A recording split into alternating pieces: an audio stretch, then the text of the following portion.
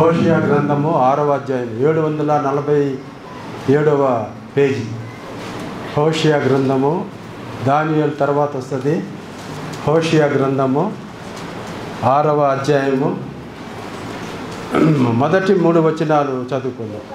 హోషేయ గ్రంథము 6వ అధ్యాయము మొదటి 3 వచనాలు. మనము యెహోవా యొద్దకు మరలుదము రండి. ఆయన మనలను చీల్చివేసెను, ఆయనే మనలను స్వస్థపరచును. ఆయన మనలను కొట్టెను, ఆయనే మనలను బాగు చేయును. 2 దినములైన తర్వాత ఆయన మనలను బ్రతికించును. మనము ఆయన సముఖమునందు బ్రతుకున్నట్లు 3వ దినమున ఆయన మనలను స్థిరపరచును. యెహోవాను గూర్చిన జ్ఞానము సంపాదించుకుందాము రండి. యెహోవాను గూర్చిన జ్ఞానము సంపాదించుకున్నటకు ఆయనను అనుసరించుదాము రండి. ఉదయము తప్పక వచ్చు రీతిని ఆయన ఉదయించును. వర్షము వలె ఆయన మన యొద్దకు వచ్చును.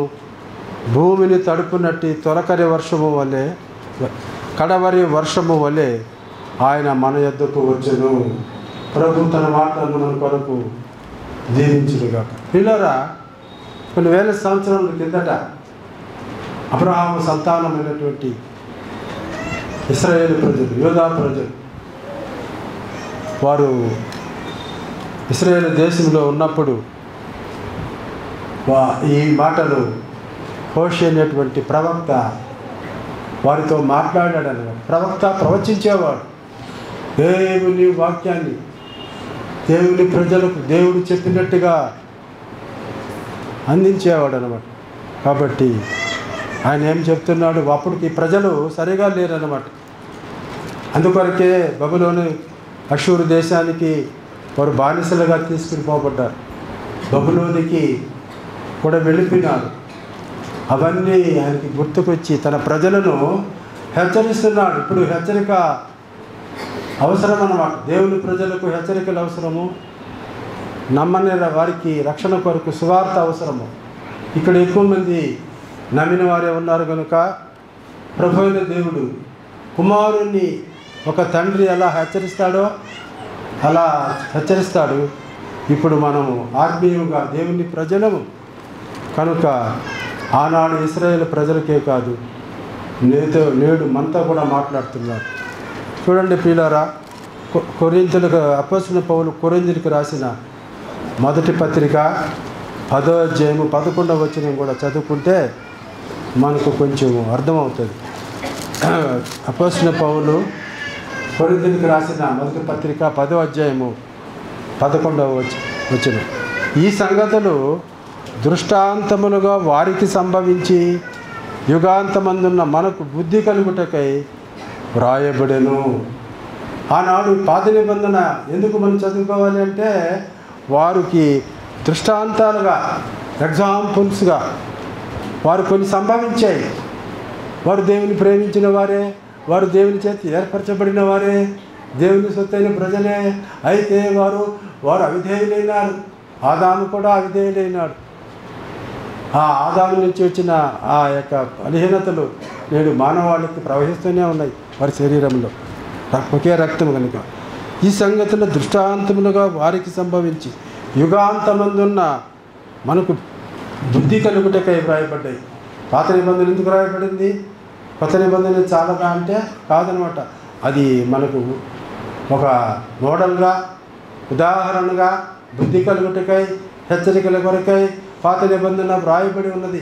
పాత నిబంధనలో దేవుడు ఆనాడు అబ్రహాము సంతానమైనటువంటి ఇశ్రాయేలు ప్రజలు, యూదా ప్రజలతో ఆయన ఒక తండ్రి మాట్లాడినట్టుగా పిల్లలతో ఆయన అనేక సంగతులు మాట్లాడాడు అన్నమాట. ఆది కాండం నుంచి మలాకీ గ్రంథం వరకు ఆ పాత నిబంధన 39 అది గ్రంథాలు ఉంటాయన్నమాట. అక్కడ మాట్లాడాడు. పిల్లలు ఇది బైబిల్ గ్రంథము 66 పుస్తకాలు ఉంటే ఇది 28వ స్థానాన్ని చెందిందనమాట. దీని స్థలము, దీని ప్లేసు 28 అన్నమాట. ఇది ఇశ్రాయేలు ప్రజలను, ఆనాటి దేవుని ప్రజలను ఉద్దేశించి ఆయన చెప్తున్నాడు. అప్పటికే వారు కొంచెం క్రమం తప్పారు. వారిని దారిలో పెడతానికి, వారిని మార్గంలో పెడతానికి, వారిని సరిచేయడానికి ఈ మాటలు ఆయన రాస్తున్నాడు. దేవుని మాటలు మనతో ఎందుకు మాట్లాడతాడు అంటే మనలను దిద్దడానికి. మనం ఆయన బిడ్డలం కదా. బిడ్డల్ని ఎటబడితే అటు పోతూ ఉంటే తండ్రికి సంతోషము లేదు, తల్లికి సంతోషము లేదు. వారు క్రమపడాలని ప్రేమతో వారిని హెచ్చరిస్తాడంట. అదే ఇక్కడ. కనుక ఇక్కడ ప్రవక్త అయిన హోషేయ ప్రవక్త ఈ మాటలు, ఈ ప్రవక్త హోషేయ అంటే యెహోవా రక్షిస్తాడు. ఈయన శిక్షించేవాడే కాదు, రక్షిస్తాడు. ఎందుకు అవసరమైతే శిక్షిస్తాడు తండ్రి కనుక. తర్వాత మనము మార్పు చెందాలని, వారు రక్షణ పొందాలని, మేలు పొందాలని ఆయన అప్పుడప్పుడు బెత్తం ఉపయోగిస్తాడు అంతే. కనుక ఇక్కడ చూడండి, మనము యెహోవా యొద్దకు మరల దూరము రండి పిలుస్తున్నాడు. వారు అనేక సార్లు ఇశ్రాయేలు ప్రజలు దారి తొలగిపోయినారు. ప్రక్కనే ఉన్నటువంటి అన్య దేశ ప్రజల మర్యాదలు వారు అనుభవిస్తున్నారు. లోక మర్యాద. ఈ లోకంలో ఉండే ప్రజలు ఉన్నారు, లోకంలో నుంచి ఇశ్రాయేలు ప్రజలు ఉన్నారు. ఆ లోకంలో ఉండే ఇశ్రాయేలు ప్రజలు, మనము అందరం నమ్మినటువంటి ఈనాటి క్రైస్తవ లోకం ఉన్నదను, క్రీస్తులకు చెందిన వారు ఉన్నారు. కనుక అందరం ఉద్దేశించి ఆయన చెప్తున్నాడు, మనము యెహోవా యొద్దకు మరలదము రండి. దేవుని యొద్దకు మనము మరలాలన్నమాట. ఈ శరీరం ఏం చేస్తుంది? లోకం వైపు మరలాలంటుంది అన్నమాట. ఉదయం లేస్తాము, ఈ లోకం చాలా అందంగా ఉంటుంది అన్నమాట. మన మనసు ఎట్లా వెళ్తుంటుంది? అప్పుడప్పుడు ఇటు వెళ్తుంటుంది. కనుకనే ప్రవక్త ఏం చెప్తాడు, దేవుని వాక్యం ఏం చెప్తుందంటే, మనము దేవుని యొద్దకు మరలదము రండి. ఆయన మనలను చీల్చివేశాను, ఆయనే మనలను స్వస్థపరచును. దేవుడు శిక్షిస్తాడు. దేవుడు న్యాయవంతుడు, పరిశుద్ధుడు. మనము కొంచెం అటు ఇటు తిరుగుతుంటే కొంచెం ఆయన ఏం చేస్తాడు? కొంచెం మందలిస్తాడు అన్నమాట. ఆయన ఒక్కోసారి మనకు ఇబ్బంది ఇవి కొన్ని పరిస్థితులు వస్తుంటాయి అన్నమాట. అవన్నీ హెచ్చరికలు. ఆయన మనల్ని స్వస్థపరచుడు. స్వస్థపరచు యెహోవా అని నేనే అన్నాడు. ఆనాడు ఇప్పుడున్నంత వైద్యం ఎక్కడిది? డాక్టర్లు ఎక్కడున్నారు? మందులు ఎక్కడున్నాయి? ఎవరు స్వస్థపరిచాడు వారిని? అరణ్యములో వారిని స్వస్థపరిచిన వాడు ఎవరు? దేవుడే. స్వస్థపరిచే యెహోవా అని అరణ్యములో ఎంతమంది? 20 లక్షల మంది దేవుని ప్రజలు అరణ్య యాత్రలో 40 సంవత్సరాలు. హాస్పిటల్ ఎక్కడున్నాయి? డాక్టర్లు ఎక్కడున్నారు? మందులు ఎక్కడున్నాయి? ఆయనే వైద్యుడై, ఆయనే ఒక మనకు మందు కంటే విశేషమైన ఆయన కృప తోడైంది కనుక ఆనాడు వచ్చిన ఆ లక్షల మంది ప్రజలకు ఆరోగ్యము ఇచ్చాడు. నేనే బాగు చేస్తాను. చాలామంది ఇప్పుడు అసలు మంచి విశ్వాసం కలిగిన వాళ్ళు ఏం చేస్తారంటే మందులు కూడా వాడరు అన్నమాట. ఆయనే బాగు చేయాలి, నా ప్రార్థన నేను చేస్తా, నా ప్రార్థన వృధా అవుతుందా, దేవుడు స్వస్థపరిచేవాడు కదా అని గట్టిగా మందులు కూడా వేసుకోరు కొంతమంది. అది ఒక రకమైన విశ్వాసం. మనం అంత దూరం వెళ్ళని అక్కర్లేదు. ఏదన్నా కొంచెం కొంచెం బలహీనత వచ్చినప్పుడు మందులు వేసుకోండి, ప్రార్థన చేసుకొని మందులు వేసుకోండి. అప్పుడు ఆ మందులు తర్వాత ఆ మందులు ఎవరిచ్చారు మనకు? ఈనాడు ఇంత వైద్యము అది దేవుడిచ్చిన కృపే. మనుషులకు తెలివిచ్చాడు, వారిని వైద్యులుగా డాక్టర్లుగా చేశాడు. వారు తెలివిగా తర్వాత మందుల ఫ్యాక్టరీలు ఆయనవే అన్నీ ఇచ్చాడు. కాబట్టి ఆనాడు హాస్పిటల్ లేవు, బాగు చేశాడు.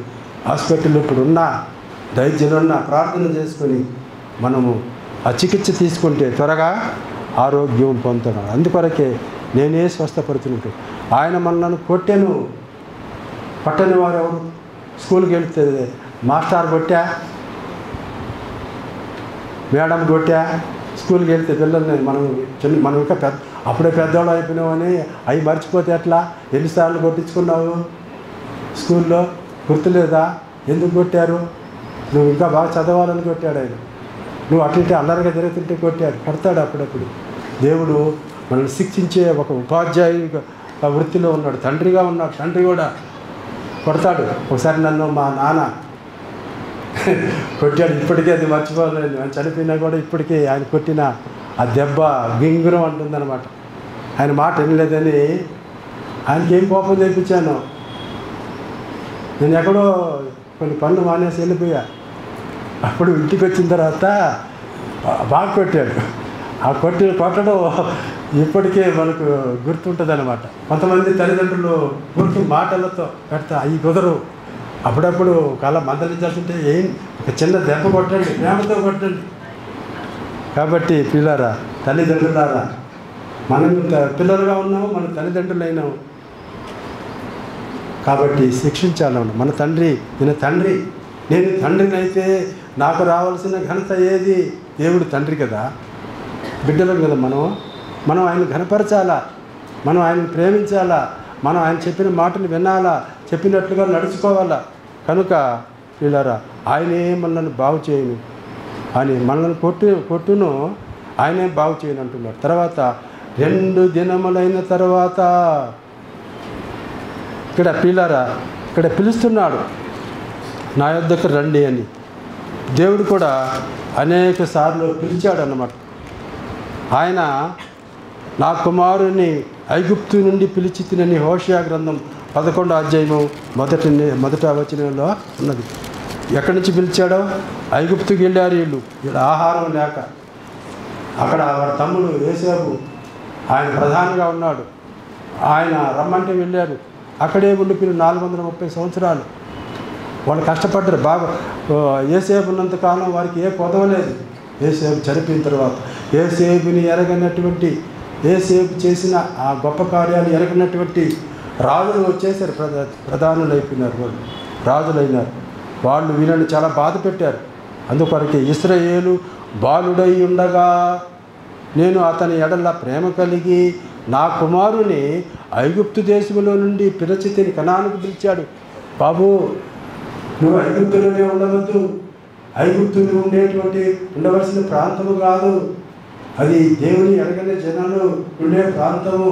అక్కడ దేవుని ఆరాధించలేవు, దేవుని సేవించలేవు. అందుకొరకే ఇశ్రాయేలు నా కుమారుడు, నా జ్యేష్ఠ కుమారుడు, అతడు నన్ను సేవించినట్లు అతనిని పోనీ అని ఫరోకి చెప్తే ఫరో పోనీలా. ఒక పణంగా 10 అద్భుతాలు చేసి వారిని ఇబ్బంది పెట్టి వారికి ఒక పాఠం నేర్పిస్తే కానీ అప్పుడు అయ్యా వద్దు, మీరు మీ దేవుని సేవించండి, మీ ఇష్ట ప్రకారంగా మీరు వెళ్ళిపోండి, మా దేశంలో వద్దని అప్పుడు పంపించారన్నమాట. కాబట్టి ఐగుప్తు నుంచి పిలిచాడు. దేవుడు పిలుస్తాడనమాట అప్పుడప్పుడు. తర్వాత తన కుమారుని సహవాసానికి పిలిచాడు. ఇప్పుడు మనం అందరినీ స్వార్థ ద్వారా ప్రయాసపడి భారం వచ్చిన సమస్త జనులారా నా యొద్దకు రండి, భూదిగంతముల నివాసులారా నా వైపు చూచే రక్షణ పొందండి అని దేవుడు పిలవగా మనం వచ్చాం. ఊరకనే రాలా, స్వార్థ చెప్పారు కొంతమంది. అది దేవుడు చెప్పమంటే చెప్పినారు, మన స్థలాలకు ఇచ్చారు, మనకు దేవుడు ఆయన స్వార్థ వినిపించాడు. అట్లా చెప్పగా మనము విని మారు మనసు పొంది రక్షణ పొంది నన్ను బాప్తిస్మం పొంది ఆయన బిడ్డలమై ఇప్పుడు దేవుని సన్నిధికి వచ్చామన్నమాట. మనల్ని పిలిచాడు, ప్రతి ఒక్కరిని పిలిచాడు. నిన్ను పిలవలేదా సోదరి, నిన్ను పిలవలేదా సోదరుడా? నన్ను పిలిచాడు. ఇప్పటికీ 55 సంవత్సరాల కిందట 55 ఇయర్స్ అయింది నేను ప్రభుని నమ్ముకొని. ఇంచుమించుగా 17 ఏళ్ల వయసులో అప్పుడు అది చదువుకున్నటువంటి ఒక స్టూడెంట్ నేను. అప్పుడు పిలిచాడు నన్ను. పిలువగా అప్పటి నుంచి ఇప్పటి వరకు ఆయన నమ్ముకొని ఆయన కృపలో సాగిపోతూ ఉన్నాడు. కాబట్టి ఆయన చెప్తున్నాడు, తన కుమారుని సహవాసానికి పిలిచాడు. అప్పుడు మన ఫ్రెండ్స్ వేరు, మన వైఖరి వేరు, ఇప్పుడు మన వైఖరి వేరు. ఎక్కడికి వచ్చావు? యేసు ప్రభు సహవాసానికి వచ్చావు. ఆయన నమ్మిన బిడ్డల సహవాసానికి వచ్చావు. ఆయన సంఘంలో సభ్యులమైనాం. ఆయన సంఘంలో ఆయన మాటలు వింటూ ఆయన సేవిస్తున్నాం. చూడండి, కొరింథీయులకు రాసిన మొదటి పత్రిక 8వ అధ్యాయము, కొరింథీయులకు రాసిన 1వ అధ్యాయం 9వ వచనం. కొరింథీయులకు రాసిన మొదటి పత్రిక 1వ అధ్యాయము 9వ వచనం. మన ప్రభు అయిన యేసుక్రీస్తును తన కుమారుని సహవాసమునకు మిమ్మల్ని పిలిచిన దేవుడు నమ్మతగినవాడు. దేవుడు ఎంతో నమ్మతగినవాడు. ఆయన అందుకొరకే ఆయనను మనం నమ్మవచ్చు, ఎవరైనా నమ్మవచ్చు. ఆయన ఎప్పుడు మేలు చేసేవాడు, రక్షించేవాడు, కృప చూపేవాడు, బాగు చేసేవాడు, ఆదరించేవాడు. ఒకరి తల్లి వారిని ఆదరించినట్లుగా నేను మిమ్మల్ని ఆదరిస్తానన్నాడు. ఆయన మాటలతో మనల్ని ఆదరించేవాడు. ఎవరిని ముందుగా నిర్ణయించానో వారిని పిలిచాను. రోమాపత్రికలో ఆయన అక్కడ మనం అందరం రక్షణ పొందుతామని దేవునికి ఎప్పుడో తెలుసు. మన పేరు తెలుసు, మన ఊరు తెలుసు. అందుకొరకే జక్కయ్య త్వరగా దిగిరాడు, వేడి చెట్టు ఎక్కాడు యేసుప్రభుని చూడాలని. జక్కయ్య త్వరగా దిగిరాటి ఈయన అనుకున్నాడు. జక్కయ్య నా పేరు అట్లా యేసుప్రభు తెలిసిందంటే, నీ పేరు తెలుసు, నువ్వు రూపింపక మునిపే, నువ్వు తల్లి గర్భంలో రూపం ఇంకా నీకు పూర్తి కాకముందే 9 మాసాలు నిన్ను మోసిని, నిన్ను కనకముందే ఆ ప్రభువుకి తెలుసు మనం. అందుకొరకే పరలోక సంబంధం ఆయన పరిశుద్ధమైన పిలుపుతో పిలిచాడు, ముందుగా నిర్ణయించిన వారిని పిలిచాడు. మనం పరలోకానికి మన ఈ లోకంలో పాపులమైనప్పటికీ నమ్ముకొని క్షమాపణ పొంది రక్షింపబడి ఆయన బిడ్డలు అవుతామని ముందుగానే ఆయన ఊహించినాడు. అంత గొప్పవాడు మన దేవుడు. కనుక మనల్ని పిలిచినాడు, మనం నమ్ముకున్నాం, మనం ఆయన బిడ్డలమైన. అంతేకాకుండా పరలోక సంబంధమైన పిలుపులో పాలు పొందిన పరిశుద్ధులారా, మనం ఇది హెవెన్లీ కాల్, హోలీ కాల్. ఇది ఏ కాలు పిలిచాడు మనల్ని, పరిశుద్ధమైన పిలుపు. యేసు ప్రభు సువార్త అది పరిశుద్ధమైనది. తత్మయాన్ని వార్తలో ఇది పరిశుద్ధమైన హోలీ కాల్. ప్రవక్త ద్వారా పిలుస్తున్నాడు, మనము యెహోవా యొద్దకు మరలుదము రండి. ఈనాడు చాలామంది రకరకాల వైపుల్లోకి వెళ్ళిపోతున్నారు. అయితే దేవుడు చెప్తున్నాడు, నా యొద్దకు రండి, నేను మీకు విశ్రాంతినిస్తాను, మీకు రక్షణ ఇస్తాను, మీకు పరలోకమిస్తాను, ఈ లోకంలో ఒక క్షేమం ఇస్తాను, భాగ్యం ఇస్తాను అని ఆయన పిలుస్తాడు. కనుక మనము ఆయన సన్నిధికి వచ్చాము. అంతేకాకుండా 3వ వచనం చూడండి, ఇక్కడ ప్రవక్త అంటున్నాడు, యెహోవాను గూర్చిన జ్ఞానము సంపాదించుకుందాము రండి. మనం ఎందుకు వచ్చాము? దైవ జ్ఞానాన్ని సంపాదించుకోవటానికి మనం వచ్చామన్నమాట. సంపాదన ప్రియుల పనివారు కష్టము చేసి జీతము సంపాదించుకొని కొందరు కష్టపడితే కదా జీతం వచ్చేది. అందుకొరకే ప్రియులరా ఇక్కడ సంపాదన గురించి చెప్తున్నాడు. ఆయన ఏంటి దేవుడు తన స్వరక్తమిచ్చి సంపాదించిన ఆయన సంఘం ఇది. అపోస్తుల కార్యము 20:8 చూడండి. ఎవరు మనము?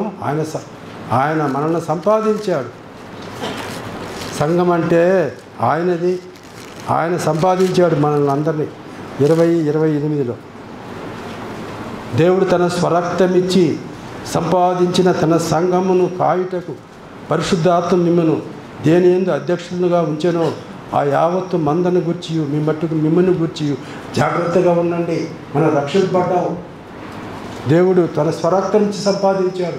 ఇప్పుడు మనం ఆరాధనలో ఆయన శరీరానికి సాదృశ్యమైన రొట్టె మనం పూర్తిగా చూసాము. ఆయన మన కొరకు చెందించిన పావన రక్తానికి సాదృశ్యంగా పాత్రలో ఉన్న ద్రాక్ష రసాన్ని చూసాం.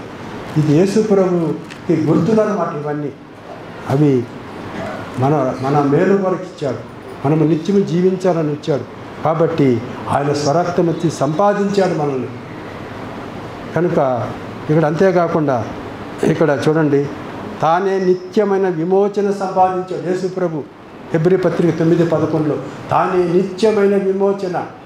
మనకి ఇక ఇది నశింపు లేదు, నిత్యము జీవిస్తాము. నిత్య జీవము ఆయన మాటలు, నిత్య జీవపు మాటలు.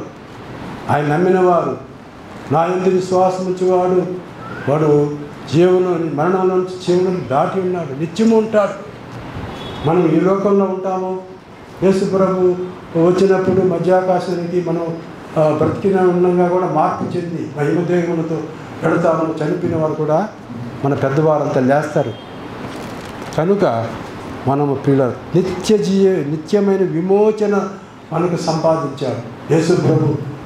ఈ లోకానికి అందుకే వచ్చాడు. ఊరికినే ఈ చిన్న టెంపరీ బెనిఫిట్స్ ఇవ్వడానికి కదా ఆయన ఇచ్చింది. నిత్యమైన విమోచన సంపాదించడానికి వచ్చాడు. అంతేకాకుండా చూడండి ప్రియులారా, తిమోతికి రాసిన మొదటి పత్రిక 6వ అధ్యాయం 11వ వచనం. యవనస్తుడైన తిమోతికి అపోస్తలుడైన పౌలు రాస్తున్నాడు మొదటి పత్రిక 6:11 ఈ మాటలు, దైవజనుడా నీవైతే వీటిని విసర్జించి నీతిని, భక్తిని, విశ్వాసమును, ప్రేమను, ఓర్పును, సాత్వికమును సంపాదించుకున్నటకు ప్రయాసపడము. ఒక సంపాదన రావాలంటే కొంచెం ప్రయాసపడాలి. విద్యార్థికి ఒక మంచి ఫ్యూచర్ రావాలంటే వాడు ప్రయాసపడాలి. ఊరికి వచ్చేస్తుందా? ఊరికి ఆయన సాఫ్ట్వేర్ ఇంజనీర్ అయిపోతాడా, చార్టెడ్ అకౌంట్ అయిపోతాడు ఆయన. ఎంత కష్టపడతాడు రాత్రి పగళ్ళు. డాక్టర్ కావాలంటే ఒకసారి నేను ఇక్కడ హైదరాబాద్లో ఉద్యోగం కొరకు వస్తే నా రూమ్మేట్ ఒక ఆయన డాక్టర్గా ఉన్నాడు. ఆయన ఇప్పుడు విజయవాడలో ఉన్నాడు, కంటి డాక్టర్గా. ఎప్పుడు లేచి చూసిన పుస్తకంలో ఉండేది. ఎప్పుడు డాక్టర్ ఊరికే డాక్టర్ కాలేడు. ఎంత కష్టపడాలో డాక్టర్ కావాలంటే మరి ఎక్కువగా. ఇంజనీర్ అన్నా కూడా తక్కువ, కానీ డాక్టర్ కోర్సు అనేది చాలా కష్టం. ఐఏఎస్ ఆఫీసర్, కలెక్టర్, మన బంధువులు కూడా చాలామంది ఉంటారు. వాళ్ళు ఊరికనే మామూలుగా మనం చదివినట్టు చదివితే కలెక్టర్ అవుతాడా? ఎంత కష్టపడి ఉంటాడు. ఢిల్లీకి వెళ్ళాలా, అక్కడ కోచింగ్ సెంటర్స్లో చాలా చదవాలన్నమాట. అందుకొరకే ఇక్కడ మనం చదువు 6:11 దైవజనుడా, నీవు వీటిని విసర్జించి నీతిని, భక్తిని, విశ్వాసమును, ప్రేమను. చూడండి, భక్తిని కూడా మనము దాన్ని ఎక్కువ చేసుకోవాలి. విశ్వాసము తర్వాత ప్రయాసపడు, విశ్వాస సంబంధమైన మంచి పోరాటం పోరాడుదిని, ప్రయాసపడము అంటున్నారు. దేని కొరకు? సంపాదించుకోవడానికి ప్రయాసపడాలి. ఒకడు ఒకానొక పట్టణానికి వెళ్ళి వ్యాపారం చేసి లాభం సంపాదించుకుందాము రండి అని ఒక ఆయన చెప్తాడు యోగ పత్రికలు. వ్యాపారంలో ఊరికనే లాభం వచ్చేస్తుంది. ఇప్పుడు పోయే ఒక ధర ఉంటే దానిని ఎంత తగ్గిస్తారు? ఒక్కోసారి లాభం లేకుండా అసలుకే ఇవ్వాల్సి వస్తుంది వ్యాపారస్తులు. కనుక ఊరికనే ఎంత కష్టపడితే వ్యాపారం అభివృద్ధి చెందుతుంది, దానికి లాభాలు వస్తాయి. ఎంత కష్టపడితే కానీ ఒక విద్యార్థి ఉన్నత స్థితికి రాగలడు. ఎంత కష్టపడితే కానీ ఒకడు చంద్రమండలంకి వెళ్ళాడు, అందరం వెళ్ళలేదే. కాబట్టి ప్రయాసపడమంటున్నాడు. విశ్వాస సంబంధమైన మంచి పోరాడము. తర్వాత ఆయన చెప్తున్నాడు, సాత్వికమును సంపాదించుకున్నట్టుకు ప్రయాసపడుము. మనం కూడా మంచి విశ్వాసులుగా బడా నమ్మకమైన నా బిడ్డలారా అనిపించుకోవడానికి కొంత కష్టపడాలన్నమాట. మామూలుగా ఉండటే అది వేరు, నీకేం బహుమానాలు ఉండవు. కనుక పిల్లారా, దైవజనుడా, నీతిని, భక్తిని, విశ్వాసమును సంపాదించుటకు ప్రయాసపడం, క్రీస్తును సంపాదించుకొని ఆయన యందు అగుపడు నిమిత్తము అంటాడు. క్రీస్తుని సంపాదించుకోవాలా. ఈనాడు అందరూ అన్ని భూములు సంపాదించుకుంటున్నారు, బిల్డింగ్లు సంపాదించుకుంటున్నారు, డిగ్రీలు సంపాదించుకుంటున్నారు, ఉద్యోగం సంపాదించుకుంటున్నారు. మంచిదే, దేవుని కృపే అది. అయితే నువ్వు క్రీస్తుని సంపాదించుకుంటున్నావా? ఎంతోమంది క్రీస్తుని ఎరగక వారు నష్టపోతున్నారు. క్రీస్తుని సంపాదించుకో. ఎందుకు? బుద్ధి, విజ్ఞాన, సర్వసంపదలు కొలసే పత్రికలు. బుద్ధి, విజ్ఞాన, సర్వసంపదలు ఆయన ఎందుకు గుప్తమై ఉన్నాయి. ఆయన ఒక గని, పరలోకపు గని యేసు ప్రభు. ఆయనను ఎంతగా నువ్వు అనుభవిస్తే, ఆయనను ఎంతగా నువ్వు తెలుసుకుంటే, ఆయనను ఎంతగా నువ్వు నమ్ముకుంటే అంత దీవెన నీకు దొరుకుతుంది. క్రీస్తుని సంపాదించుకో సోదరుడా, క్రీస్తుని సంపాదించుకో సోదరు. క్రీస్తులో అన్నీ ఉన్నాయి. విద్యార్థులారా, ఎవరికైనా జ్ఞానం కుదురుగా ఉంటే అతడు దేవుని అడగవలను. దేవుడు ఎవరిని గర్తించకుండా ధారాళంగా ఇస్తాడు. సొలొమోనుకి ఇవ్వలేదా? సొలొమోను రాజంతా జ్ఞానవంతుడు ఎవరున్నాడు? వృక్షశాస్త్రం ఆయన రాశాడు. ఇంకా ఏ శాస్త్రం అయినా తీసుకుంటే అంతా ఆయన రాసిన వ్రాతలే. కాబట్టి క్రీస్తుని సంపాదించుకో అని. తర్వాత పిల్లరా చూడండి, ఇంకా పరలోకంలో అక్షయమైన ధనమును సంపాదించుకోవటానికి మనము ప్రయత్నం చేయాలి. తర్వాత ఇర్మియా గ్రంథం 29:6 చేయండి, అది ప్రాముఖ్యమైనది. ఇర్మియా గ్రంథము 29:6. ఇర్మియా గ్రంథము 29:6లో ఈ మాటలు ఉన్నాయి చూడండి.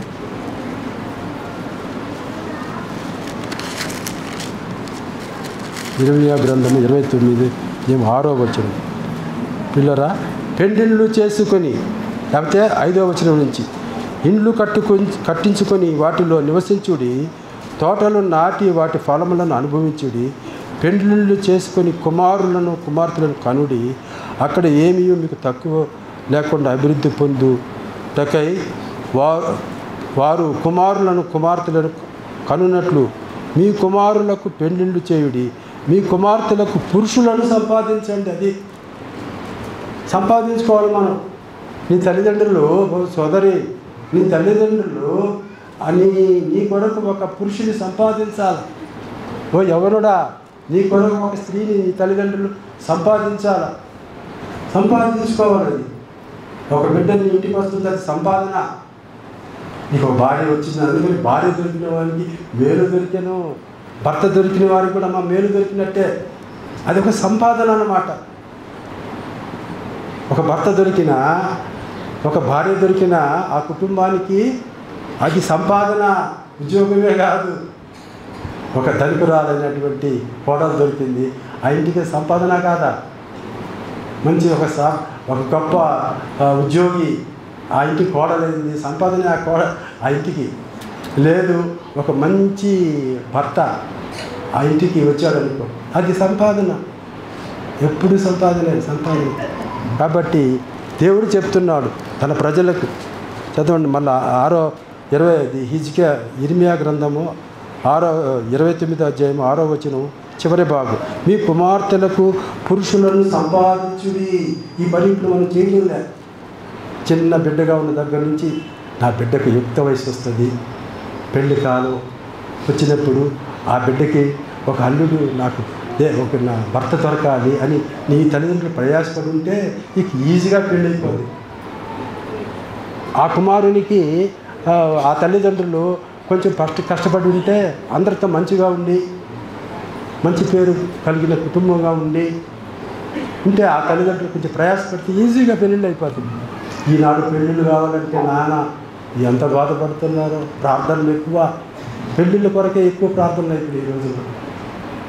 ప్రార్థనలు ఎందుకమ్మా అన్నీ చేస్తున్నారు. పెళ్ళిళ్ళ కొరకు ఒక పెద్ద ప్రార్థన.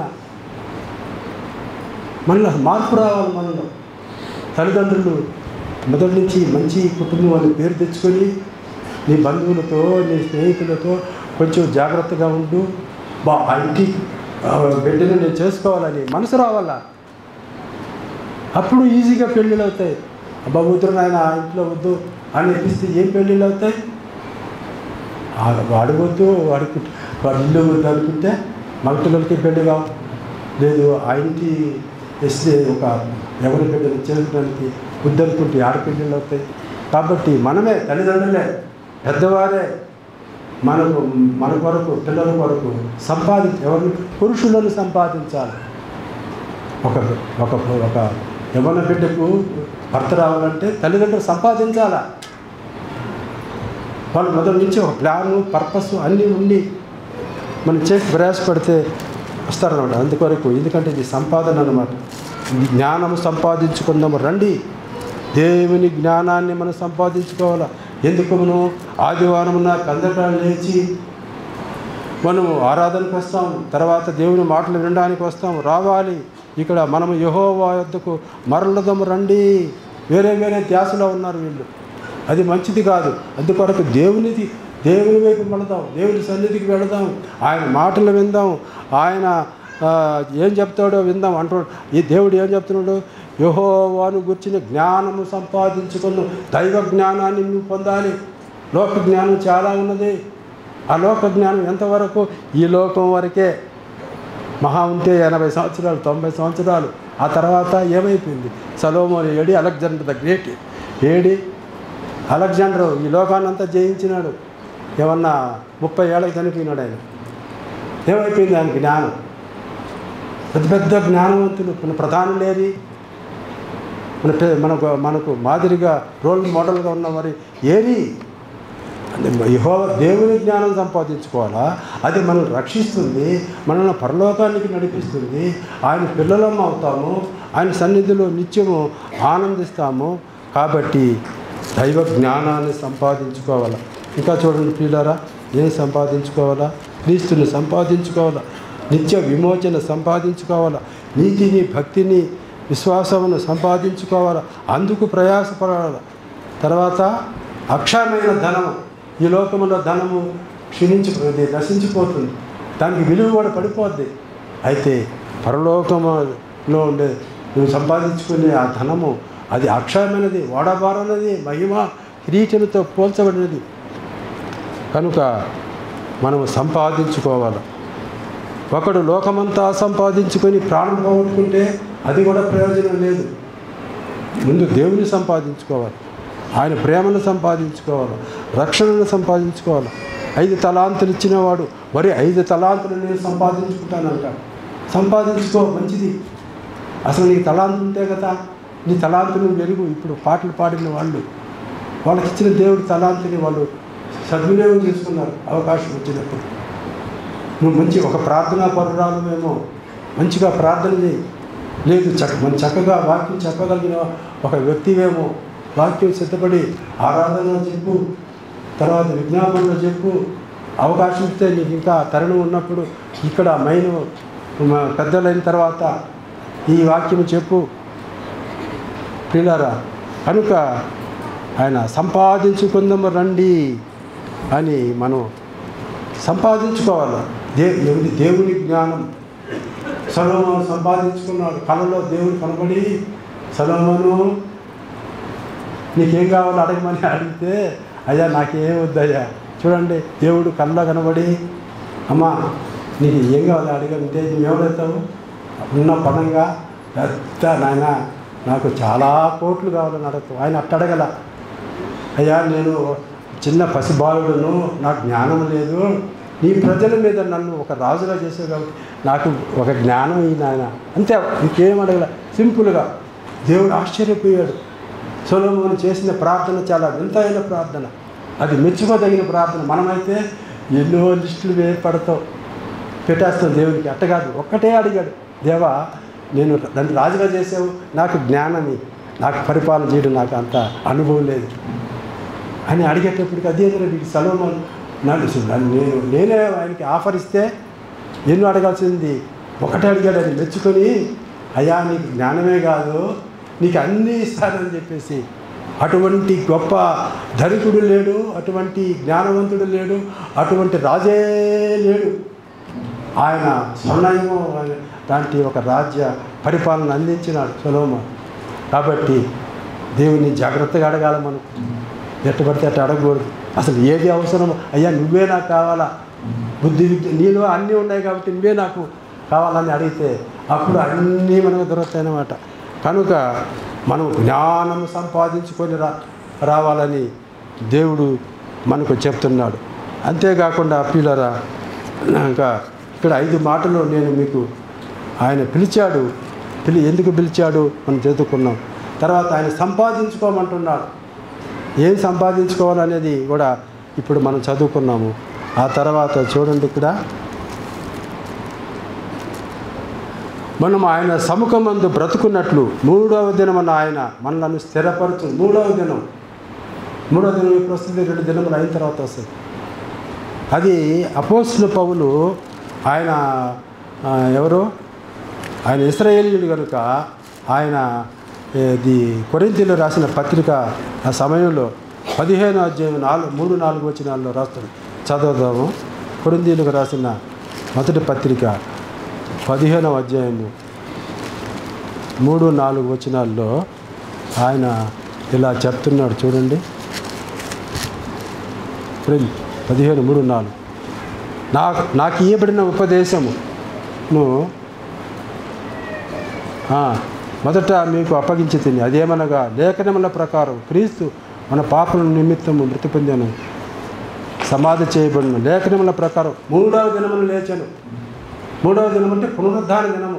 అదే ఆదివారం కూడా దేవుడు అందుకొరకు ఆరాధిస్తున్నాం. యేసు ప్రభువు మనందరి రక్షణ కొరకు పరలోకం నుంచి దిగి వచ్చాడు. అందుకొరకే దూతలలో ఒకడు, మహాదూతలలో ఒకడు ఆయన దిగి వచ్చినాడు. యేసు ప్రభువు ఆయన వచ్చి మనందరి రక్షణ కొరకు తను ప్రాణాన్ని పెట్టాడు. ఒక మంచివాడి కొరకు ఎవరైనా కొంచెం ముందుకు వచ్చి వాడు మంచివాడయ్యా వాడిని ఏం చేయొద్దని భరోసా ఇస్తారు, కానీ చెడ్డవాళ్ళ కొరకు ఎవరు ముందుకు రారు. వాళ్ళకి శిక్ష జరుగుతుంటే నవ్వుకుంటూ ఉంటారు. న్యాయముగా మనందరూ శిక్షింపబడుతున్న మానవులు అయితే దేవుడు తన కుమారుని పంపించాడు మనల్ని రక్షించడానికి. దేవుని ప్రేమ అందులో ఇందులో ప్రేమ ఉన్నది. క్రీస్తు ఈ లోకానికి వచ్చి శిలువ మరణం అనుభవించడంలో దేవుని ప్రేమ కనబడుతున్నది. మనము దేవుని ప్రేమించినది కాదు, తానే మనల్ని ప్రేమించి మనం రక్షణ పొందాలని ఆయన తన కుమారుని భక్తుడు. ఇందులో ప్రేమ ఉన్నది, దేవుని ప్రేమ. ప్రత్యేకంగా యేసు ప్రభు మన కొరకు చనిపోయి తిరిగి లేచిన దానిలో కనబడుతుందన్నమాట. ఆయన 3వ దినాన్ని లేచాడు. 2 దినాలు శ్రమ పడ్డాడు ఆయన బహుగా. ఆయన మొట్టమొదటిగా శుక్రవారం వేకోజాన్నే యేసు ప్రభుని ఎన్నో తీర్పులు చేశారు. ఆయన ఏ నేరం కొనగల అయినా కూడా దేవుడు చెప్పినట్టుగా ఒక మనుషుడు, ప్రతి ఒక్కరి కొరకు ఒక మనుషుడు చనిపోతేనే వాడికి రక్షణ దొరుకుతుంది. మనందరి కొరకు ఒకరు చనిపోవాలి. అందులో ధర్మశాస్త్రం రాసిన వాడు యేసు ప్రభు. ధర్మశాస్త్రం రాసిన వాడు మరణిస్తే తప్ప ఆ ధర్మశాస్త్రం కొట్టివేయబడదు. ధర్మశాస్త్రం ప్రకారం ఎవరో మనలో నీతిమంతులు కాలేరు. 10 ఆజ్ఞలలో ఏదో ఒకటి తప్పిపోని వాళ్ళు లేరు. అందుకొరకు యేసు ప్రభువే ఆయన రాసినవాడు కనుక ఆయనే వచ్చి మన పాప పరిహారం జరిగించినాడు. ఆయన లేఖనముల ప్రకారం ఆయన శ్రమపడ్డాడు. 2 దినాలు శ్రమపడి అంటే మరణించినప్పుడు శ్రమపడ్డాడు. ఆయన ఆయనను ఈ భూమిలో సమాధి చేశాడు. 3వ దినమున ఆయన తిరిగి లేచాడు. 3వ దినమున తిరిగి లేచాడు పిల్లలు. 2 దినములైన తర్వాత 3వ దినం అంటే పిల్లరా దినాలు దేవుడు ఎలా పోల్చాడు? ఒక దినము 1000 సంవత్సరంలాగా, 1000 సంవత్సరాలు ఒక దినంలాగా. అంటే ఇప్పటికి యేసు ప్రభు వచ్చి 2000 సంవత్సరాలు అయిపోయినాయి. ఆయన ఇంకా 3 అందుకొరకే 6000 అయిపోయింది. 7000కి వచ్చేసాం మనం. ఇక యేసు ప్రభు ఆయన రాబోతున్నాడు. ఆయన వచ్చేటువంటి సమయం దగ్గరకు పడింది కనుక 2 దినములైన తర్వాత 3వ దినమున ఆయన మనల్ని స్థిరపరుస్తాడు.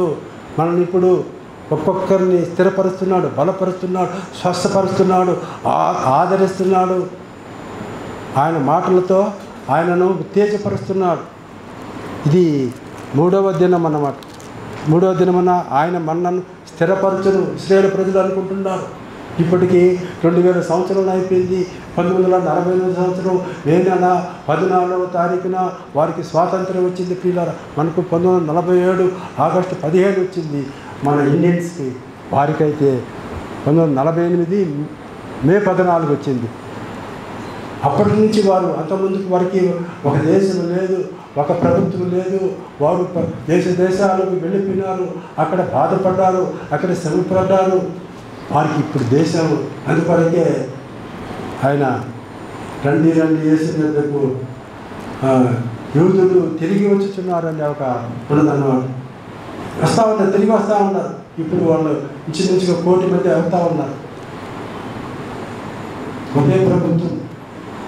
ఒకే ప్రభుత్వం అంటే ప్రజలందరూ అటు ఇశ్రాయేలీలు ఇటు యూదులు అందరూ కలిసి ఒకే వ్యక్తి ప్రభుత్వం అంటే పరిపాలనలో ఉన్నారు అన్నమాట.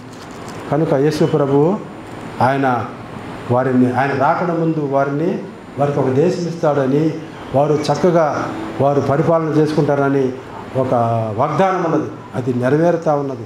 కనుక పిల్లరా 3వ దినమున ఆయన మనలను స్థిరపరచును. యెహోవాను గుర్చిన జ్ఞానము సంపాదించుకుందాము రండి అని దేవుడు పిలుస్తున్నాడు.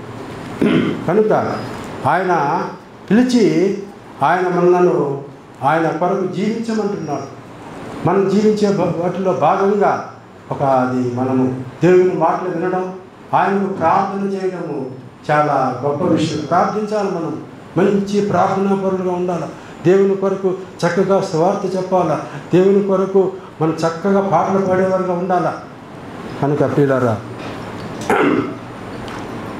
నిజముగా మొరపెట్టినా దేవుడాలకించకుండునా, సహనముతో కనిపెట్టినా సమాధానమియ్యకుండునా. నిజముగా మొరపెట్టినా దేవుడాలకించకుండునా,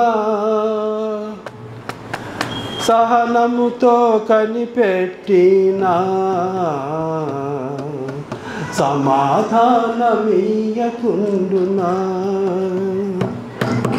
జీవము గల దేవుడు మౌనముగా ఉండునా. జీవము గల దేవుడు మౌనముగా ఉండునా. తన పిల్లలకాయన మేలు చేయకుండునా. తన పిల్లలకాయన మేలు చేయకుండునా. నిజముగా మొరపెట్టినా దేవుడాలకించకుండునా. పరలోక తండ్రి నడిగిన మంచి ఈవులీయకుండునా. కరములెత్తి ప్రార్థించిన దీవెనలే కురియకుండునా. కరములెత్తి ప్రార్థించిన దీవెనలే కురియకుండునా.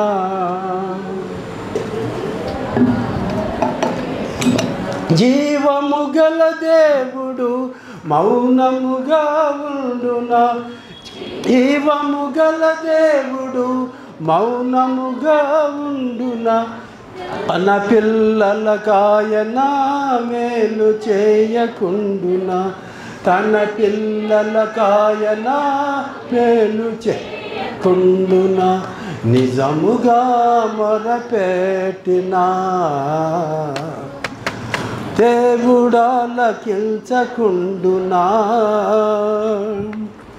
సహనముగా కనిపెట్టినా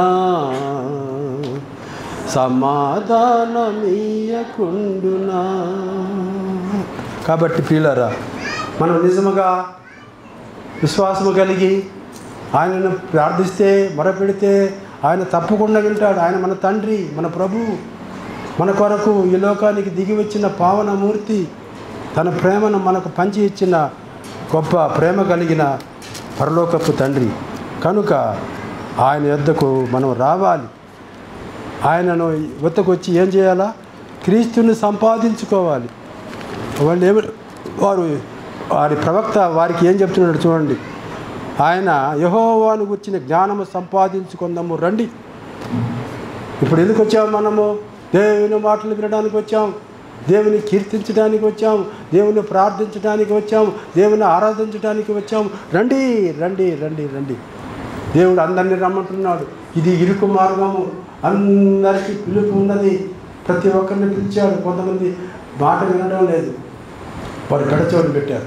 మనమైతే విని విశ్వసించి రక్షింపబడి ఆయన పిల్లలముగా ఆయన మన కొరకు సంపాదించిన ఆ పరలోక రాజ్యాన్ని పొందడానికి మనం వచ్చాం. పరలోకమే మనది. పరలోకమే మనదైనప్పుడు ఈ భూలోకములో కొన్ని కొరతలున్నా భయపడవద్దు, దిగులు పడవద్దు. యుగాయుగములు మనము ఆయన పిల్లలంగా ఏ కొరత లేని వారంగా, ఆరోగ్యవంతులంగా, బలవంతులంగా ఆ పరలోకములో ఉండబోతుంది. అక్కడ ఆకలి ఉండదు, దప్పిక ఉండదు, ముసలితనం కూడా రాదు. ఇక్కడ అటు చూస్తానే పెద్ద వయసు పెద్దవాడు అయిపోయి ఉంటాడు. బాగా చాలా బాగుంటాడు. యవన వయసు వచ్చేవాడికి, ముసలితనం వచ్చేటప్పటికి అంతా షేపులే మారిపోయి ఉంటాయి. మన షేపులు మారుతున్నాయి ఈనాడు మానవుడికి. ఎంత 60-70 సంవత్సరాలకే, ఏమి ఒక 1000 సంవత్సరాలకి మారకూడదా? అందరు ముసలివాళ్ళు అయిపోతూ ఉన్నారు. మీరు అనుకుంటున్నారు మేము ఇంకా కుర్రోళ్ళమే, మీరు కూడా ముసలివాళ్ళు అవుతారు. మన రూపురేఖలు మారిపోతాయి. మన తల్లిదండ్రులు మనకు సాక్ష్యం, మన తాతాబాలు మనకు సాక్ష్యం. వాళ్ళది మనకు కూడా కాదా? తాతక ఇది మనవాడు కూడా కాదా? కనుక ప్రియులారా,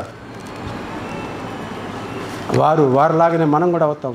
మనం క్రీస్తుని సంపాదించుకుందాం. క్రీస్తులో బుద్ధి, విజ్ఞాన, సర్వ సంపదలు గుప్తమై ఉన్నాయి. అది ఆయన ఇచ్చే సంపద పరలోకమునకు సంబంధించింది. భూలోకంలో కూడా ఏం తక్కువ కాదు. ఆయన పిల్లలంగా ఆయన ఆనందిద్దాం. ఇక్కడ మనం చదువుకున్న భాగం మొట్టమొదటి ఆయన పిలిచాడు, ఆయన కుమారుని సహవాసానికి పిలిచాడు, పరలోక రాజ్యానికి ఆయన పిలుస్తున్నాడు, పరిశుద్ధమైన పిలుపుతో పిలిచాడు, పరలోక సంబంధమైన పిలుపుతో పిలిచాడు. వచ్చాము, ఆయన బిడ్డలమైనాం. కనుక ఇప్పుడు ఏం చేయాలంటే మనము క్రీస్తుని సంపాదించుకోవాలా. అంతేకాకుండా తలాంతును సంపాదించుకోవాలి. మనం ఏ తలాంతు లేకుండా దేవుడు ఒకరిని ఉరకనే రక్షించాడు. నీలో ఒక తలాంతు ఉంటుంది. అది ప్రార్థన తలంతో, అది దేవుని గురించి దేవుని ఆరాధించే ఆ ఆరాధన భాగ్యము, పాటలు పాడే భాగ్యము, వాక్యం చెప్పగలిగిన భాగ్యము, లేకపోతే ఇతరులను ఆదరించగలిగిన ఆ యొక్క కృప, ఏదో ఒకటి. నాకేం లేదని ఎవరు చెప్పొద్దు. దేవుని మాటలు 4 మాటలు చెప్పగలిగిన అందరికీ చేత అవును. అది ఒక తలాంతు. ఊరికనే వాక్యం చెప్పేదే తలాంతు అనుకోవద్దు. ఆయన గురించిన జ్ఞానం సంపాదించుకుందాం రండి ఆయన అంటున్నాడు. అంతేకాకుండా ప్రియులారా, మొదటిది పిలుపు, తర్వాత 2 దినములైన తర్వాత 2 దినాలు అయిన తర్వాత 3వ దినం అంటే యేసు ప్రభు శుక్రవారము ఆయన సిలువ వేయబడి, ఆ తర్వాత శనివారం కూడా ఈ సమాధిలో ఉంది, ఆదివారం పెందల కన్నే 3వ దినములు లేచారు. హల్లెలూయా, దేవునికి స్తోత్రం. ఆయన మన కొరకు 3వ దినమన్న మృత్యుంజయుడే తిరిగి లేచినాడు. ఓ మరణమా నీ ముళ్ళు ఎక్కడా? ఓ మరణమా నీ విజయం ఎక్కడా? క్రీస్తు చేతులు అన్నీ ఓడిపోవాల్సింది. అది దురాత్మైన, అది మరణమైన, మరి ఏదైనా క్రీస్తు బలవంతుడు, శక్తిమంతుడు, మహోన్నతుడైన ఆయనకి అన్నీ సాధ్యమే. క్రీస్తుకి అన్నీ సాధ్యమే. అందుకొరకు ఆయనకి ఒక పేరులో ఒక పేరు ఆమేన్, అట్లే అగుగాక. కనుక 2 దినములైన తర్వాత 3వ దినమున అంటే 2000 సంవత్సరాలు అయిన తర్వాత 3000 సంవత్సరం రాబోతా ఉంది. వచ్చేప్పుడు మనము ఈ లోకంలో నుంచి మార్పు చెంది మధ్యాకాశానికి వెళ్ళి అక్కడ ఆయనతో పాటు ఉండి తర్వాత భూలోకానికి ఆయన తీసుకుని వస్తాడు. ఆయన అక్కడ 1000 ఏళ్ళ పరిపాలన కొనసాగుతుంది. కనుక అది 3వ దినమున 3 పాయింట్లు చెప్పింది. తర్వాత 4వది ఏంటంటే ప్రియులరా,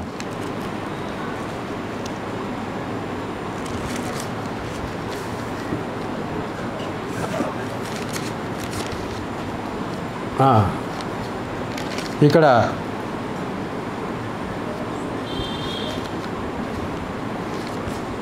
4వది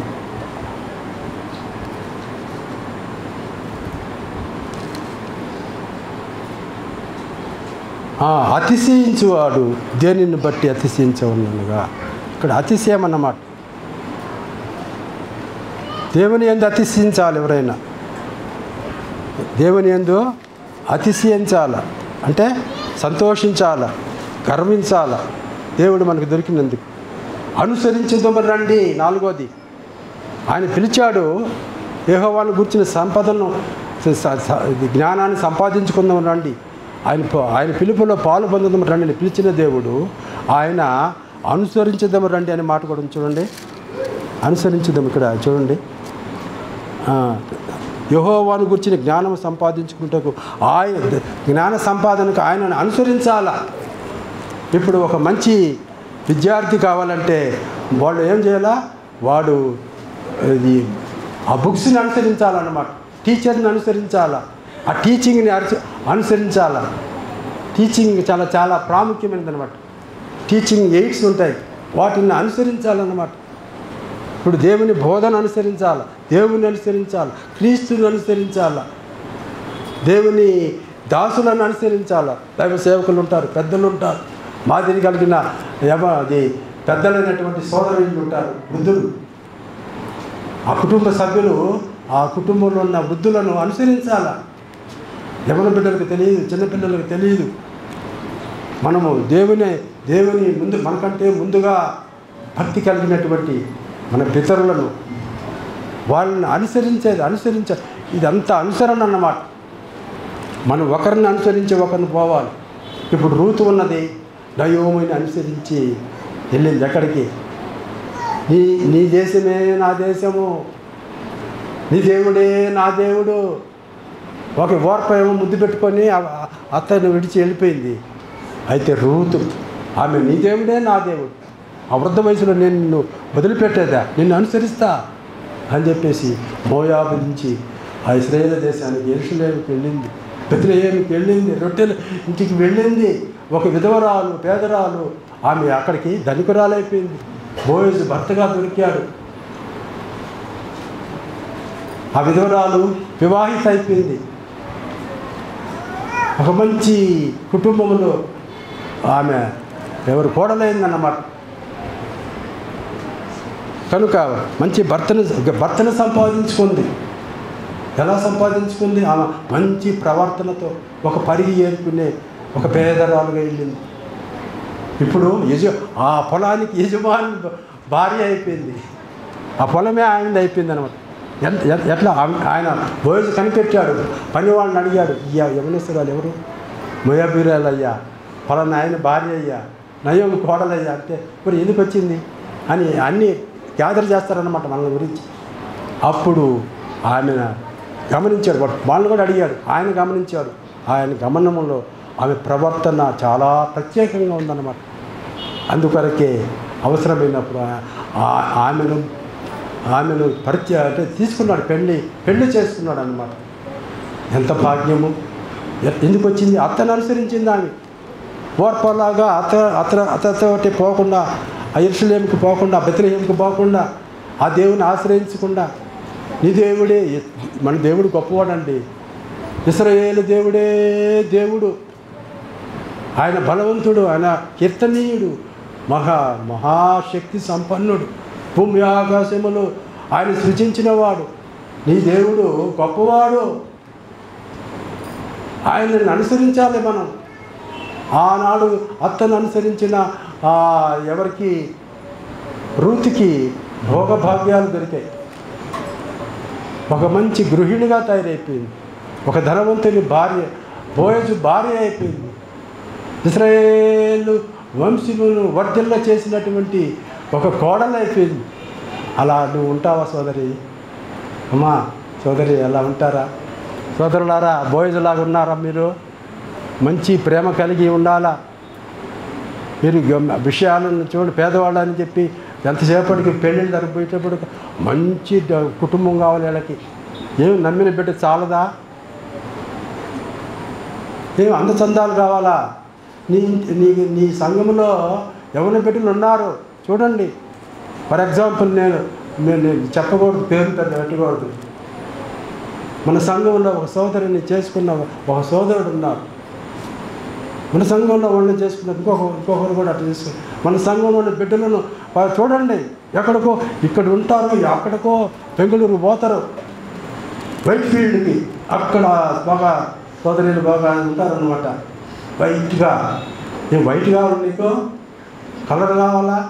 నీ సంఘంలో ఉన్నటువంటి నీ సోదరి నీకు రక్షించబడి ఉంది, పెళ్ళి కాకుండా చాలా కాలం ఉన్నది. చూడవా సోదరా, ఓ యవ్వన సోదర, ఏముంది కొంతకాలమే కదా, మేము కొంతకాలం ఉండటానికి మేము ఇక్కడికి వచ్చాం అన్నాడు. ఎవరు? ఏసే వాళ్ళు. మేము కలకాలం ఉంటామా? వేల సంవత్సరాలు ఏమైనా జీవిస్తామా? ఉన్నదాంతో తృప్తి పడండి. దేవుని నమ్మిన బిడ్డలు నమ్మకంగా జీవిస్తున్న మన బిడ్డలను, మన సహోదరులు వారు ఒకవేళ అవకాశం ఇస్తే వారికి అవకాశం ఇవ్వండి. నీకు వైట్ ఫీల్డ్ కావాలా లేకపోతే అమెరికా కావాలా? ఏమి హైదరాబాద్లో నీకు సరదా? చూడండి, ఇప్పుడు బోయజుకి ఇశ్రాయేలు దేశంలో ఉండే కన్యకలు లేరా? మోయాబు నుంచి వచ్చిన ఒక పేదరాలు, మోయాబీలు నల్లగా ఉంటారు ప్రియులారా. ఇశ్రాయేలు ప్రజలు బాగుంటారు. ఆ నల్లటి స్త్రీని నేను నల్లని దాని నేను బహు సౌందర్యవంతురాలని అంటది. ఎవరు? ఎక్కడ? పరమగీతంలో. నువ్వు నల్లగా ఉన్నాను, నువ్వేం బాధపడదు. ఈలో ఉన్న సౌందర్యాన్ని చూడాలా. ఒకరు ఇదో ప్రార్థనా జీవితం, నువ్వు ప్రభుని ప్రేమించే నువ్వు ఆరాధన జీవితం, అవి చూచి పెళ్లి చేసుకోండి. ఎవరు పెట్టినారా? బాగా సంపాదిస్తుందని, బాగా కట్నం వస్తుందని ఆటలను బాగా చూడకండి. అవి తక్కువైనా పర్వాలేదు, దేవుడు నీకు సహాయం చేస్తాడు. కాబట్టి మీ యవ్వన బిడ్డల తల్లిదండ్రులారా, కుమార్తెలకు ఎవరిని అల్లులను సంపాదించండి. అట్లాగే పురుషుల విషయంలో మంచివారిని చూసి సంఘంలో మీరు చూడండి, సంపాదించండి, అనుసరించండి. ఊరికినే పాఠం కొరకేనా రూతు గ్రంథము? ఆమె అనుసరించింది, ఆమె దీవిని పొంది నువ్వు అనుసరించవు. ఊరికనే చదువుకుంటావు, ఊరికే 10 సార్లు వింటావు, 11వ మర్చిపోతావు. నువ్వు కూడా అనుసరించు. ఈ సంఘంలో ఉన్నటువంటి వారికి న్యాయం చేయి. అప్పుడు దేవుడు మెచ్చుకుంటాడు. అప్పుడు దేవుడు నీకు పోగొట్టుకున్నదంతా నీకు ఇస్తాడు. ఏం పోగొట్టుకున్నావు అన్నీ ఇస్తాడు. ఆ నిరీక్షణ నీలో లేదన్నమాట. నువ్వు ఇంకా అంతవరకు నువ్వు ఎదగలేదన్నమాట. కాబట్టి ఊరికనే మనం విశ్వాసంలో మనకి పేరు పెట్టుకుంటే సరిపోదు. కాబట్టి చూడ ప్రియులారా, 3వ వచనం నిజంగా మనం తమ అయిపోతుంది కనుక యెహోవాను గురించిన జ్ఞానం సంపాదించుకుందాం రండి. యెహోవాను గురించిన జ్ఞానం సంపాదించుకున్నటకు ఆయన అనుసరించడం రండి. ఉదయం తప్పక వచ్చు రీతిగా. ఉదయం తప్పక వస్తుందా రాదా? నీకు ఏమన్నా అనుమానం అమ్మా? సోదరుడు ఎవరైనా ఉదయం తప్పకుండానే వస్తుంది. నువ్వు ఎదురు చూసిన వస్తుంది. నువ్వు నిద్రపోయి 11 గంటలకు లేకపోతే 8 గంటలు లేచిన ఉదయం మాత్రం గ్యారంటీగా ఉదయం ఏ టైంలో ఉదయించాలో ఆ టయానికి. అట్లాగే మన ప్రభువైన క్రీస్తు తప్పక వస్తాడైనా. వస్తాడని ఇప్పటికి జరుగుతానే ఉంది. వందల వేల సంవత్సరాలు. ఉదయము తప్పక వచ్చు రీతిగా. ఉదయం తప్పక వచ్చు రీతిగా. చూడండి ఆ మాట. ఉదయం తప్పక వచ్చు రీతిని ఆయన ఉదయించును. వర్షము వల్లే ఆయన మన యొద్దకు వస్తాడు. ఇప్పుడు వర్షానికి తండ్రి ప్రభువే దేవుడే. ఆయన ఇస్తే ఇప్పుడు రాకూడదు వర్షం? రాదు, ఆయన ఇవ్వాలి వర్షము. ఆయన ఉదయం తప్పక వచ్చు రీతిని ఆయన ఉదయించును. వర్షము వల్లే ఆయన మన యొద్దకు వచ్చును. ఇప్పుడు వర్షం వస్తుందంటే దేవుడు ఆయన కృప ఇచ్చినట్టు అన్నమాట. వర్షంలో మనకు అంతా ఉన్నది. నీ తాగటానికి నీళ్ళు అవే, స్నానానికి నీళ్ళు అవే, వంట చేసుకోవడానికి అవే, దేవుడిచ్చిన నీళ్ళే అవి. ఇప్పుడు కొన్ని ఏరియాలు ఆ నీళ్ళు కూడా దొరకటం లే. డబ్బు ఖర్చు అవుతూ ఉంది ట్యాంకుల కొరకు. కాబట్టి దేవుని ఇప్పటి నుంచే ప్రార్థన చేస్తున్నారు చాలామంది వర్షాలు రావాలని. ఉదయం తప్పక వచ్చే రీతిని ఆయన ఉదయించును. వర్షము వల్లే ఆయన మన యొద్దకు వచ్చును. భూమిని తడుపునట్టి తొలకరి వర్షము, కడవరి వర్షము. వర్షాలు 2 సీజన్స్ 2 ఉంటాయి. తొలకరి వర్షము చాలా అర్లీగా వస్తాయి అన్నమాట. మామూలు పెద్ద వర్షాలు కొంచెం లేటుగా వస్తాయి. కనుక తొలకరి వర్షం అంటే ఏంటి? సంఘానికి కొరకు యేసు ప్రభు మధ్యాకాలంకి రావటం, ముందుగా అర్లీగా. కడవరి వర్షం అంటే ఇది ఉదయము సూర్యుడు ఉదయించకముందే అది వేకువ నక్షత్రము మనకు ఉదయిస్తుంది అనమాట. సంఘానికి కొరకు దాని కొంచెం పెద్దల ఈ ఉదయం రాకముందే యేసు ప్రభు 7 ఏళ్ళ ముందే, 7 ఏళ్ళ శ్రమలకు ముందే తన సంఘానికి ఆయన పిలుచుకుంటాడు ఆయన దగ్గరికి. ఆ తర్వాత మళ్ళా కడవరి వర్షం అంటే, తొలకరి వర్షం అంటే అది సంఘం ఎత్తబడేది. కడవరి వర్షం అంటే సంఘంతో కలిపి ఈ భూమి మీదకి వస్తాడు. ఇశ్రాయేలు ప్రజలు అప్పుడు కష్టాల్లో ఉంటారు. వారిని ఉద్ధరించడానికి, వారిని పాలన చేయడానికి, వారికి సహాయం చేయడానికి మనతో వస్తాడు ఆయన. కనుక ఇన్ని అర్థాలు దీనిలో ఉన్నాయి. 5 విషయాలు. మొదటిది, ఆయన పిలుస్తున్నాడు, రండి తన ప్రజలను, మనం యెహోవా యొద్దకు మరలుదాము రండి అని పిలిచాడు. తర్వాత ఏం చూడండి, యెహోవాను గూర్చిన జ్ఞానం సంపాదించుకుందాము రండి. ఎందుకు వచ్చాము మనము? దేవుని గురించి 4 సంగతులు, అపరలోకాల గురించి 4 సంగతులు తెలుసుకోవడానికి వచ్చాం.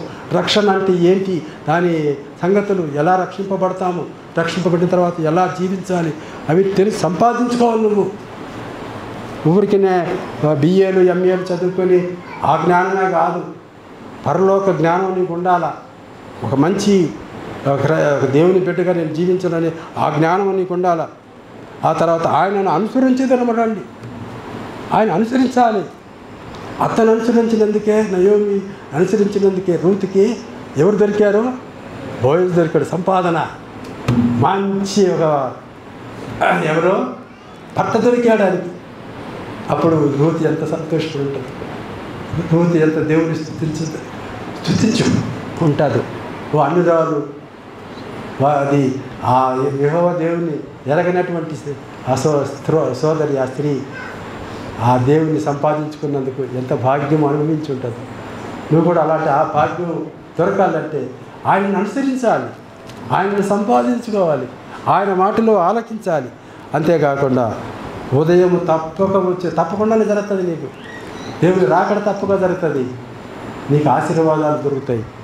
ఎలా దొరుకుతాయంటే ఆయన తొలకరి వర్షము వల్లే అర్లీగా కొన్నిసార్లు నీకు దీవెనలు దొరుకుతాయి. లేదు కనీసం ఒక లాస్ట్లోనైనా కొంచెం ఓర్పు చెందితే కడవరి వర్షము వల్లే ఆయన మన యొద్దకు వచ్చును. ఆయన కృప నీకు దొరుకుతుంది. ఆయన వచ్చే దీవెనలు నీకు దొరుకుతాయి. కనుక హోషియా తన ప్రజలను ఉద్దేశించి, ఆ ప్రజలు అవిధేయులై బలహీనులై అన్నిసార్లు దేశాన్ని వదిలిపెట్టి వెళ్ళవలసిన పరిస్థితి వచ్చినటువంటి ఆ ప్రజలు చివరికి దేవుడు మేలు చేయగా ఇశ్రాయేలు దేశానికి వచ్చినప్పుడు దేవుడు చేసిన మేలంతా మర్చిపోయి వారు ప్రక్కదారులు దొక్కుతున్నారు. వారు దేవుని మర్చిపోయినారు. అప్పుడు హెచ్చరిస్తున్నాడు దేవుడు ప్రవక్త ద్వారా. మనల్ని కూడా దేవుడు తన వాక్యం ద్వారా హెచ్చరిస్తున్నాడు. దేవుడు వాక్యమై ఉన్నాడు. ఆ వాక్యమే కృపా సత్య సంపూర్ణుడిగా మన మధ్య నివసిస్తున్నాడు. దేవుని వాక్యము సమృద్ధిగా మీలో నివసింపనీయాలని అపోస్తులుడైన పౌలు, దేవుని వాక్యము నీలో ఎంత నివసిస్తుందో అంత దీవెన నీకు దొరుకుతుంది. సోదరుడా, సోదరి, దేవుని వాక్యం సమృద్ధిగా ఉందా, అరకొరగా ఉందా? దేవుని వాక్యంతో నింపుకోండి మీ హృదయాలు. దేవుని పాటలతో, దేవుని గురించిన స్థుతులతో నింపుకోండి. అప్పుడు ధన్యులు అవుతారు. అలా చేయడానికి ప్రభువైన దేవుడు నిన్ను నన్ను మనందరినీ సిద్ధపరచాలని కోరుకుంటూ నేను ముగిస్తున్నాను. ప్రభువైన దేవుడు తన మాటలు మనందరి కొరకు సమృద్ధిగా దీవించాలని నేను కోరుకుంటూ సెలవు తీసుకుంటున్నాను. అందరికీ వందనాలు. ఇప్పుడు ప్రార్థన అయిన తర్వాత మీరు ఒకరు మీరు పరిచయం చేసుకోండి. అలా పరిచయం తర్వాత పెద్దలను కలిసి వృద్ధ స్త్రీలు ఉంటారు, ఎందుకంటే అన్ని లాంటి వారు, వాళ్ళు కలవండి. స్త్రీలు సహోదరులు పెద్దలను పరిచారకులను కలవండి. వందనాలు తెలియచేసి సంతోషంగా ఇప్పుడు మీకు ఏమిస్తారో నిమ్మరసం, అది కొంచెం మనకు శక్తిని ఇస్తుంది మీరు ఇంటికి వెళ్ళేంత వరకు. తర్వాత కొంతమందికి భోజనాలు ఉన్నాయి, ఆ భోజనాలు కూడా తినండి. మీరంతా సంతోషంగా ఉండి మరలా ఆదివారం మరలా ప్రభు సన్నిధికి రావాలని కోరుకుంటూ నేను ముగిస్తాను. అందరికీ వందనాలు. ప్రార్థన చేసుకోండి.